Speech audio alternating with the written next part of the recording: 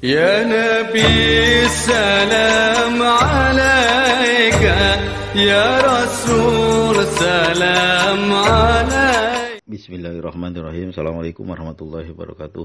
Allahumma salli wa sallim wa barik wa azim ala habibina wa syafiina wa qurrata ayunina Sayyidina Muhammad wa ala ali Sayyidina Muhammad. Jam 4 lewat 5 menit. Saya bangun dari tahajud dari jam 3. Ini biasanya jam-jam ini kalau di daerah barat Indonesia, di daerah timur Indonesia, ukuran dari sini. Kalau di Jakarta, daerah-daerah Pulau Jawa dan sekitarnya, mungkin ini udah agak siang. Biasanya masyarakat udah pada mulai aktivitas sholat subuh, lalu mulai beraktivitas seperti biasa mengawali pagi. Lah kalau di sini, karena ujung barat banget orang belum pada bangun, hanya 1-2 orang aja yang suara di masjid juga belum kedengeran. Nanti sekitar jam 5 kurang baru mulai ada ngaji. Di sini malambat. Di sepi-sepi begini, sholat malam kita berdoa kepada Allah, mendekatkan diri kepada Allah. Kita membaca sholawat, sholat sunat 2 rakaat sebagaimana diajarkan oleh Rasulullah, dan juga kita membaca beberapa ayat Quran. Nah, di kesempatan yang pagi yang sunyi sepi ini, saya ingin menyampaikan sesuatu tentang ada kalanya ketika hidup kita ini susah banget. Susah itu apa ya? Ya karena mungkin terutama nih rezekinya susah banget. Pertama, kedua jalan hidupnya susah banget. Rezeki susah, kita mau usaha, modal belum ada, kita mau dagang juga modal belum ada, usaha mau jualan apa, modal belum ada, mau kerja juga belum ada pekerjaan. Ya kemampuan kita, yang namanya orang kerja kan menurut kemampuannya. Kalau nggak ada kemampuannya ya paksa tenaga, kan begitu. Orang yang bekerja di bagian bangunan aja itu kan harus ada ilmunya juga. Tukang-tukang tuh ada ilmunya juga. Semua ada ilmunya.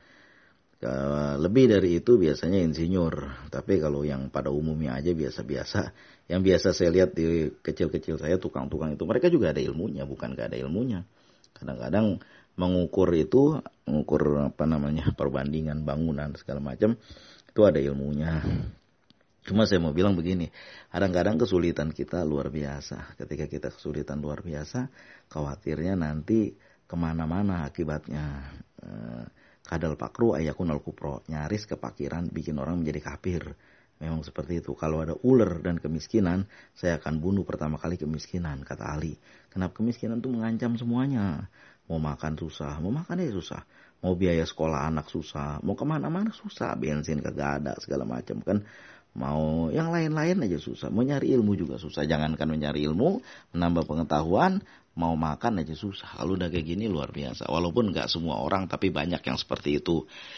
Apa yang mesti kita buat kalau udah begini? Yang membukakan pintu rezeki tiada lain, tiada bukan hanya Allah Subhanahu wa taala. Kita minta sama yang membuka pintu rezeki. Selain juga kita minta, kita usahakan untuk berusaha.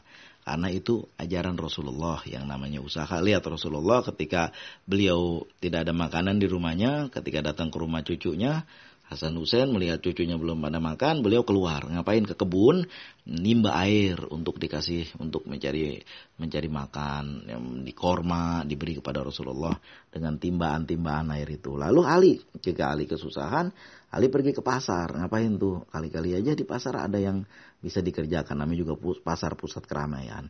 Jangan disangka Ali orang yang ibadahnya seperti kita. Beliau jauh daripada kita. Mungkin kalau membaca Quran, membaca amalan-amalan, membaca sholawat, jangan tanya alimah. Nah tinggal kita ini jangan sampai kita berpangku tangan. Walaupun saya dihantam sama orang, berpangku tangan nggak masalah. Yang penting jika mengganggu orang. Siapa bilang berpangku tangan, bermalas-malasan tidak mengganggu orang? Siapa yang bilang? Itu lama-kelamaan jemuran orang hilang. Ayam orang hilang. Yang udah begitu anak muda. Salah kalau anak muda dibiarkan berpangku tangan. Dari muda anak-anak dididik untuk belajar. Tidak, ya mungkin gak semua orang belajar biologi, fisika, kimia, matematika. Tinggi sedikit lagi belajar kejuruan, farmakologi, fisiologi, ilmu kebidanan dan kandungan untuk dokter. Kemudian lagi patologi anatomi. Kemudian lagi yang bagian insinyur, semua segala macam kan itu ada ilmunya. Yang bagian-bagian agama semua ada. Nah, nggak semua orang bisa belajar seperti itu. Mungkin yang langsung ada yang belajar teknik kejuruan bagian mesin, kemudian pertukangan, kemudian lagi internet marketer, pemasaran, semua ada ilmunya. Kalau berpangku tangan itu bukan ajaran Rasulullah. Rasulullah ngajarin seperti itu. Kalau misalnya kita dari muda udah santai-santai, dibilang sama William Shakespeare, if you sing before breakfast, you cry before night. Jika kamu menyanyi sebelum kamu makan pagi, maka perut kamu akan menangis sebelum datangnya malam. Pagi-pagi kita muda-muda ini kita main-main, berpangku tangan, main game, nggak mau usaha, nggak mau ibadah, nggak mau belajar. Ya nanti udah tuanya makin susah, karena umur kita berjalan terus.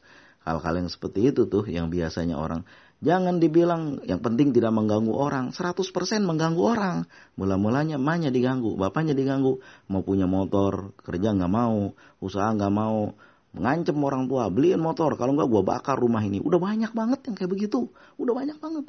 Lantaran apa tuh? Lantaran enggak diusahakan dari masih kecil pendidikannya. Pendidikan kan gak harus tinggi. Yang penting belajar. Enggak semua orang mampu pendidikan tinggi. Sekarang luar biasa. Yang mampu silakan, alhamdulillah. Yang enggak, luar biasa sulit mahalnya. Mungkin kita ke sekolah-sekolah kejuruan. Tidak sekolah, belajar dari kawan-kawan juga bisa. Yang penting ada yang bertambah setiap hari dari ilmu dan pengalaman. Buat apa tuh? Untuk bekal di masa depan. Bukan berpangku tangan. Itu ajaran setan yang mengajarin orang berpangku tangan. Yang penting gak mengganggu orang. Luar biasa mengganggu orangnya. Jemuran. Mula-mula emaknya digangguin. Bapaknya digangguin. Lama-lama mau ngerokok, mau minum. Gak ada makanan. Akhirnya apa? Ayam orang hilang.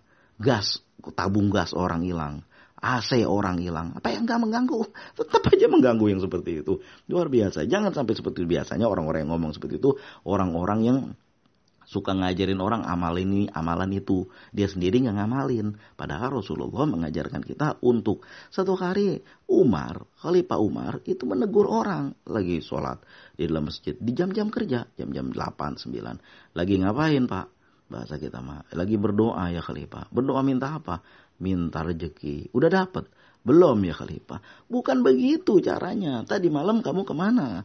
Malam sujud kepada Allah. Minta dibukakan jalan rezeki oleh Allah. Lalu siangnya usaha. Itu. Ketika Nabi Adam bilang pada Allah. Dalam Israel, lihat dia bilang, ya Allah, udah 40 tahun saya nggak makan, perut saya lapar. Dibilang, Nabi Adam kan gede badannya. Kalau puasa aja setahun penuh. Puasa sahur tahun 2023. Buka akhir 2024. Kalau Nabi Adam lah, kalau kita kan badannya kecil-kecil. Jadi apa yang Allah berikan kepada Nabi Adam ketika dia mengeluh, ya Allah, perut saya udah lapar, udah lama nggak makan. Lalu Allah lakukan apa coba sama Nabi Adam? Dikirimnya sapi. Wahai Adam, ini garap tanah, tanemin, nanti akan keluar tumbuhan dari situ. Lah kita maunya gampang aja, baca ini, baca itu. Bacaan amalan itu mengiringi usaha kita. Kalau usaha kita aja males, ya susah kalau kayak gitu. Karena Rasulullah bukan orang yang males. Beliau bergerak, beliau berusaha. Walaupun beliau paling rajin ibadahnya, paling takwa, yaitu kakinya sampai bengkak-bengkak. Tapi beliau gak berpangku tangan. Beliau berusaha. Jangan dengar lagi orang-orang yang seperti itu. Berpangku tangan juga gak apa-apa, yang penting gak mengganggu orang. Itu ajaran setan yang kayak begitu. Udah pasti mengganggu orang. Emaknya dirongrong, bapaknya dirongrong, ya udah tanah dijualin aja tanah. Gak mau usaha. Coba orang-orang, saya lihat sendiri dari masih kecil saya, orang-orang yang dari masih kecilnya tanah orang tuanya luas, dijualin, sampai setengah bayar, gak punya kemampuan selain jual tanah. Tuh tanah kan dijual habis. Nah sedangkan orang yang dari masih kecil belajar di pesantren, lalu udah pulang pesantren gak sanggup masuk perguruan tinggi, jualan sama orang tua di rumah. Sekarang hartanya udah miliaran, udah banyak orang yang kebantu. Bukan hanya tidak nyusahin orang, tapi orang pada dibantu sama dia. Anak-anak yatim, orang-orang kesusahan, orang-orang tua yang udah gak sanggup mencari pekerjaan, itu dibantu sama dia. Kenapa? Ya karena awalnya memang anak pesantren, ditanemin ketakwaan oleh Allah. Nah itu yang saya lihat. Lah orang-orang yang dari mudanya pada santai aja, berpangku tangan, gak belajar aja gak mau ngaji. Dekat dengan ulama, dekat dengan kiai. Ulama mungkin terlalu jauh lah. Dekat dengan kiai, dekat dengan ustadz di kampung, gak mau belajar. Saya punya pesantren. Waktu saya masih kuliah, di akhir-akhir masa kuliah itu ada satu kawan saya, waktu beda fakultas, beda jurusan. Jadi KKN sama-sama. Ketika pulang sebentar dari KKN, kalau saya kan pulang sebentar minta izin karena nyebrang lautan ke daratan saya ngapain? Ngambil tabungan beli kitab. Nah, kemudian kawan saya ini pulang juga di masa yang berbeda, di waktu yang berbeda dia pulang. Lalu dia pulang-pulang ke pulau lagi, ke tempat kami KKN, itu dia bawa sayuran. Macam-macam sayuran. Orang pulau kan yang butuh sayuran, bukan ikan. Ikan mah dia banyak. Yang butuh ikan tuh ikan asin, itu orang gunung. Nah orang pulau itu butuhnya sayuran. Itu disambut dengan yang punya rumah, yang tempat kita camp kita di situ, tempat kita nginep di situ selama KKN, itu sambut dengan senang hati. Karena bawa sayuran banyak banget. Sampai bekarung dia bawa. Ada sawi, ada sayur apa namanya itu, banyak dah sayuran dia bawa. Dia senang, kangkung ada, bayam ada, macam-macam sayuran dia bawa. Lalu saya tanya, ente beli di mana sayuran ini? Anak kagak beli. Ngapain? Dulu saya kan sering bertani di rumah. Jadi selama kalau pagi saya kuliah, sore-sore nggak ada kuliah, biasanya kadang-kadang kalau saya kan beda, saya kuliah di dua tempat. Yang satu saya praktikum. Kalau sore udah praktikum. Nah, kalau dia kan nggak praktikum lagi, karena beda universitas, beda jurusan, dan dia nggak ada praktikum ya, karena bukan jurusan praktikum, yang ada praktikumnya. Kalau saya kan ada. Nah, kemudian saya juga kuliah di tempat yang sama dengan dia yang tidak ada praktikumnya. Nah disitulah KKN. Jadi pagi-pagi ketika dia kuliah udah siang, udah pulang, biasanya jam pertama, jam kedua, jam ketiga nggak ada karena soto johor. Nah jam keempat baru ada. Biasanya itu jam ketiga nggak ada, jam keempat, jam kelima. Nah, jadi jam keempatnya jam ketiganya dihilangin, dinaikin jadi jam keempat. Itu habis asar, itu dia nanem, ada sayuran, ada segala macam kan. Selama dia KKN ya diurus sama adiknya. Cuma nyiramin aja, lihat-lihat gitu kan. Itu hasilnya banyak dan dikasih. Bayangin coba. Dan saat ini ketika dia dari muda udah itu berusaha bertani, bertanam itu kan, itu dijual sama dia untuk bayar kuliah, untuk segala macam kepentingan kuliah. Sekarang udah di kantor. Jadi apa tuh? Ya jadi pegawai. Udah keluar NIP-nya dan udah penghasilan udah biasa seperti biasa, udah normal pada umumnya. Padahal dari orang yang tadinya bertani di kampung, dari tani dikit-dikit itu. Coba bayangin kalau dia berpangku tangan. Kayaknya aneh kalau ada orang pikirannya nggak apa-apa berpangku tangan, yang penting nggak mengganggu orang. Ya udah pasti mengganggu orang, biar gimana pun juga. Yang udah pasti diganggu nomor satu orang tuanya. Kalau nggak, sering banget saya dengar dulu, kalau nggak beliin motor gua bakar nih rumah. Sering banget yang kayak begitu, nggak denger. Sering banget yang kayak begitu. Kenapa ya? Pekerjaannya nggak ada. Tidur sampai jam 9, jam 10, jam 11 baru pada bangun. Jam 2 siang baru pada bangun. Dulu saya pernah dikeluhkan oleh saudara saya sepupu, dibilangnya, ini pening pala abang. Kenapa? Ini anak jam 2, jam 3 baru bangun sore. Malam begadang aja. Coba lihatin, gak pening kepala orang tua kayak gitu. Coba orang yang teratur hidupnya. Mereka berusaha dari masih muda, mereka berusaha tua, tengah baya, alhamdulillah, seusia kayak kita udah bisa hidup dengan normal, dengan baik. Makanya jangan pernah berpikir, orang-orang yang menganjurkan orang berpangku tangan aja, mengamalkan amalan ini, amalan itu yang tidak diajarkan oleh Rasulullah.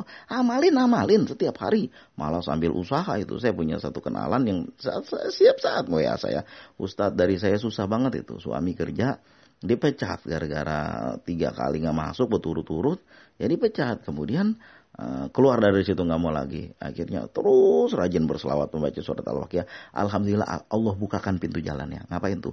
Ada yang ngajakin jualan, masukin ke warung. Ya ada kopi gelas, mie gelas, kopi apa itu namanya, macam-macam dah itu. Segala macam itu barang-barang yang rentengan itu. Alhamdulillah sehari bisa dapat 400, 500, sekarang malah 600, 700 udah Ustaz sehari. Coba bayangin, setiap pagi tuh kalau anaknya sekolah, dia ngeliling gitu, bawain tuh ke warung-warung, dimasukin. Alhamdulillah 700 ribu, 10 bulan, 10 hari berapa? 7 juta. Sebulan berapa? 21 juga. 21 juga itu. Walaupun itu semua modalnya, termasuk untungnya, yang penting kan ada putarannya. Beda loh orang jualan dengan orang yang bekerja. Bukan ngecilin orang kerja, tapi semua usaha itu bagus. Jangan berpangku tangan. Usikum wa nafsi bitaqwallah, mudah-mudahan dan berkahnya di hikmahnya. Jangan berpangku tangan karena itu ajaran setan. Rasulullah mengajarkan kita untuk bekerja, bersolawat, membaca surat Al-Waqiah, mendekatkan diri kepada Allah malamnya. Siangnya kita sambil bersolawat, sambil membaca ya Allah ya Wahhab ya Razzaq, kita kerja. Walaupun kerja nggak harus keluar rumah. Sekarang makan jadi konten kreator, itu Facebook. Ibu-ibu, saya pernah ngeliat itu ibu-ibu dibayar 4.000 200 atau 300 dolar lebih dalam satu bulan itu. Berapa juta, berapa puluh juta itu dari konten kreator Facebook aja. Usikum wa nafsi bitaqwallah. Mudah-mudahan ada berkahnya, ada hikmahnya. Kita jangan berpangku tangan, kita ikuti ajaran Rasulullah karena beliau mencontohkan kita untuk bekerja. Dan Allah memuji keluarga Daud yang bekerja dengan tangannya sendiri. Mudah-mudahan ada hikmahnya, ada berkahnya. Sebagaimana yang Allah sampaikan dalam Al-Quran. Rabbana atina fid dunya hasanah wa fil akhirati hasanah wa qina adzabannar. Allahumma shalli wa sallim wa barik alaihi. Assalamualaikum warahmatullahi wabarakatuh.